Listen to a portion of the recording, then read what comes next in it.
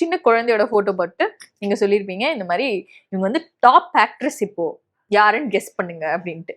அதுக்கு கீழே கமெண்ட்ஸ்ல எல்லாம் அடிச்சுக்கிறாங்க.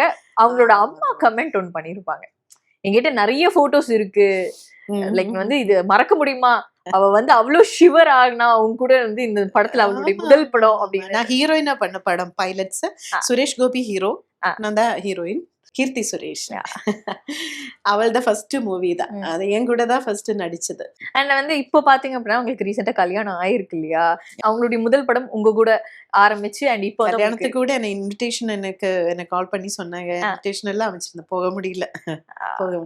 இப்போ வந்து இந்த ஒரு இடத்த இதுவா யூஸ் பண்ணி அவங்களுக்கு ஏதாவது வாழ்த்து சொல்லணும் அப்படின்னா? அச்சடா கியூட், நல்ல பொண்ணு. அவள சின்ன வயசுல இருந்தே எனக்கு தெரியும். நாங்க ஒரு கிளப் இருந்தது, அதுல எப்படும் வரும், ஆடும் பாடும்.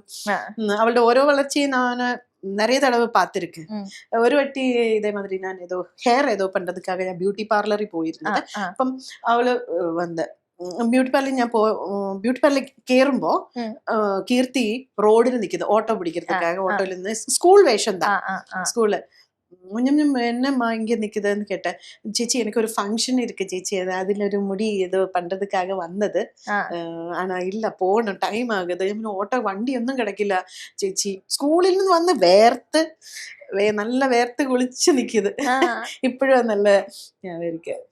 சிம்பிள் சாதாரண ஒரு பொண்ணுதான். நீங்க எல்லாம் என்னடா இந்த எல்லாரையும் பெருசா நீங்க பாக்குற ஒரு பார்வை அது அப்படி ஆயதுனாலதான். எந்த ஆர்டிஸ்டா இருந்தாலும், கீர்த்தி நல்ல, மம்முட்டி, மோகன்லால், ரஜினிகாந்த் சார் எல்லாரையும் பார்த்தாலும் எல்லாரும் நின்ன மாதிரி ஒரு சாதாரண ஆளுதான். வேலை பாக்குற என்னன்னா அது நடிக்கிறது, நடிச்சுட்டு அது ஃப்ரேமில் பெருசா பார்க்கும்போது ஏதோ பயங்கரமா சம்பவமா அப்படி நீங்க தான் அதை அவ்வளவே தூக்கி மேலே கொண்டு வச்சிருக்கீங்க.